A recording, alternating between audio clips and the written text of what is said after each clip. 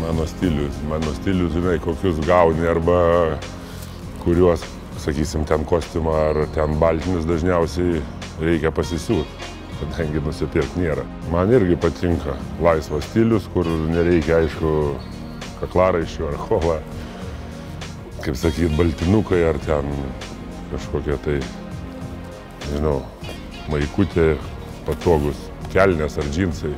Ir šitos kelnės, nežinau, gavosi net keista. Iš pirmo karto labai patogios, nesinori nusiimti.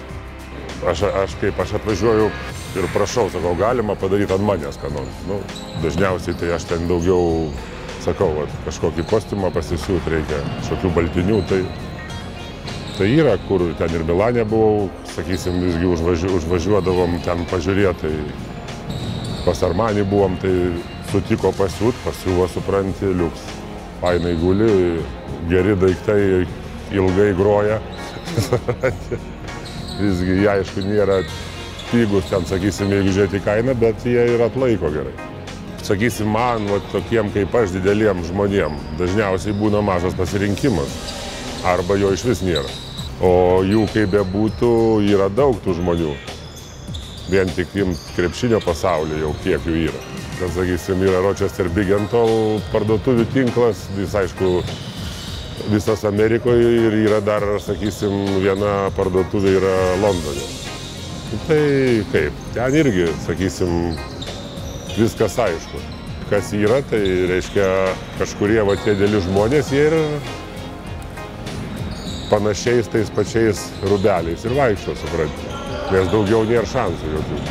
Gaut kažkokiu, sakysim, laisvalaikį. Ten, kas liečia kostiumą ar ką, nu tai aišku, čia gali įvairiausių. Daug kas siūna ir čia problemų didelių labai nėra. Bet laisvalaikio rūbai, kaip džinsai, kaip kažkokios tai, sakysim, ten kelioninės kelnės ar ten baltinėliai ar, žinai, ten kažkokie švarkeliai, tai nėra lengva. Aš nežinau, dabar naujas brendas kūriamas, aš manau, kad atsižvelgta irgi, kaip sakyt, dabar į didelį, į aukštą žmogų, taip kad aš manau, kad turėtų būti gerai, kadangi tikrai yra vien Lietuvoje vis tiek, kaip bebūtų aukšta tauta. O nuvažiavus, sakysim, kad ir tą patį sportinį kostiumėlį kažkokį nusipirkt, supranti, tai yra problemų. Nes visi ten, sakysim, standartas, kas yra parduotuviai. O ten koks nors metro jau ten 95, jau jis laisvas. Jam jau ten kažkur bus per trumpa, ar tai kelnės, ar tai rankovės, supranti.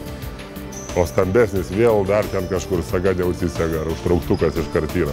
Tai aš manau, šitas Sabonis 220 turėtų kažkiek, aišku, nežinau, čia priklauso nuo tūtos, bet aš manau, kad turės šansą atrasti kažką tai ir savo, tie aukštesni. Kalba eina apie bendrai, apie kelionės, apie laisvalaikį, apie sportą.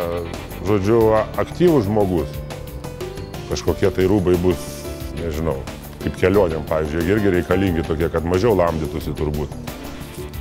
Kuris keliauja, kad ir nėra kada tenai su tuo lygintuvu ten dirbti ar ką. Turi būti toksai rūbelis, kaip sakyt, ištraukiai vieną kartą, kaip sakyt, truktelėjai ir jisai užsidėjo ir nuėjai. Čia marškiniai, kaip žinai, marškiniai balti, ką čia gali pasakyti. Čia daugiau, nežinau, kalneriukas čia tokį sugalvojo, nežinau, kaip kažkada kažkur. Čia jau neuždėsi turbūt kaklaraiščio labai. Šiais laikais dabargi madoj turbūt be kaklaraiščio vaikščio. Bet nelabai mėgėjas, nes kažkaip nepratęs, norisi laisvės. Ką aš galiu palinkėti, tai sėkmės, ištvermės, kokybės, kad jinai tik gerėtų, tobulėjimui nėra ribų, kaip ir visur.